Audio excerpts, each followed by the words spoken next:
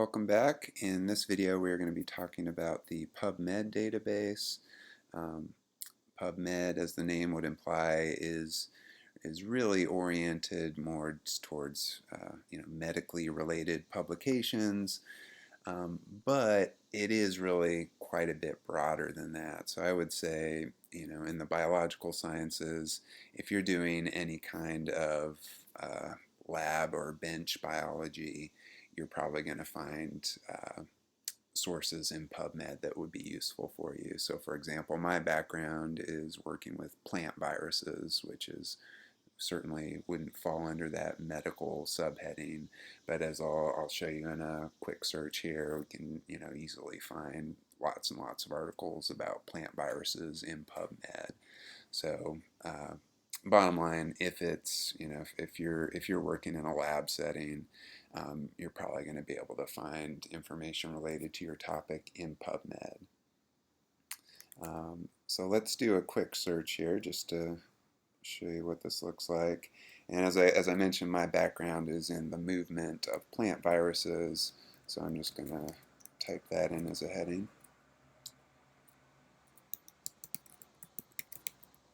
Sorry for the background noise. It's a nice day. I'm sitting in my living room with the windows open and got a little traffic noise coming by.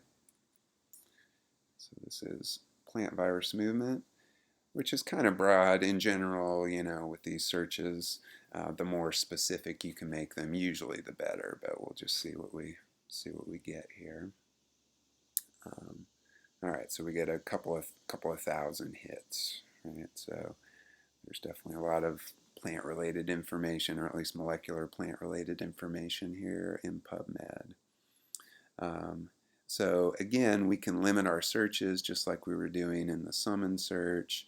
For example, if you're looking for a review article, you could specify, okay, just show me the reviews. This is one thing I do like about PubMed, is they make it very clear what is a review and what is not. So for example, if you look at the third hit down here, right, it says review out here in the information below the title. So it's very obvious, right? Sometimes you can kind of guess from the title. If it's a more general title, it's probably review, but they make it very clear for you. You can also limit to just those articles that have free full text. Again, that can be a nice place to start, but I would say you'll probably miss out on some important things that you might want to read if you do that. So you might start with the free full text limit, and then take that off and see what else you can find. And if you find some things that aren't free, as I've mentioned before, you can request those through interlibrary loan quite easily. You can limit by publication date again.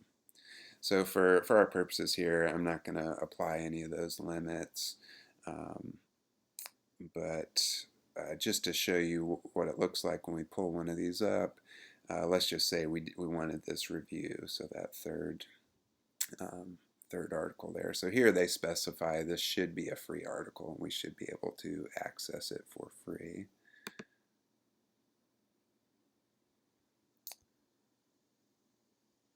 So we get the full abstract. We can actually see some of the images, the figures from that publication. But if we want the actual article itself, supposedly we could get it from either of these two links here. So I'll just click on one of those, see where that takes us. All right, so we've got the abstract again. Now we've got, looks like the full text, introduction, etc. But as I mentioned in the previous video, I would always encourage you to try to get the PDF, and you may have to look around depending on which site you're taken to. This link may be in a different location, but here if I click on that, that's going to give me the full PDF of that article in its original format, and I could save that to my computer. So let's go back here. Let's just say, I'm just curious to see with this one. So host factors against plant viruses, this one is supposed to be another review that does not say anything about this being a free free article. So let's just see what happens when we click on this one. All right, so we got the abstract again.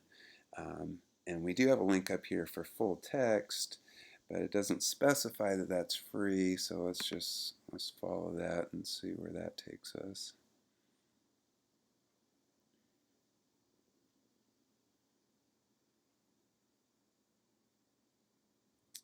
Yeah, so it looks like this one probably actually is free. They have it listed as open access, meaning that anybody should be able to access it. So it looks like we can actually download the PDF for free. But as I've mentioned in previous videos, you may encounter situations where you follow that link and it asks you, hey, if you pay $50, you can have access to this article. And instead of doing that, you should just request that article through interlibrary loan, and they'll get you a free copy. And they're usually pretty quick about doing that. So anyway, I would definitely recommend that you utilize PubMed if you have a lab-based project. It's really a great search tool, and it's a huge database. So you will definitely find things that you like. And there's all kinds of other advanced features that I'm not going to go into. Honestly, I've been doing research and looking for articles for years and years, and I hardly ever really do anything more than maybe apply a few of these filters, these limits to my search.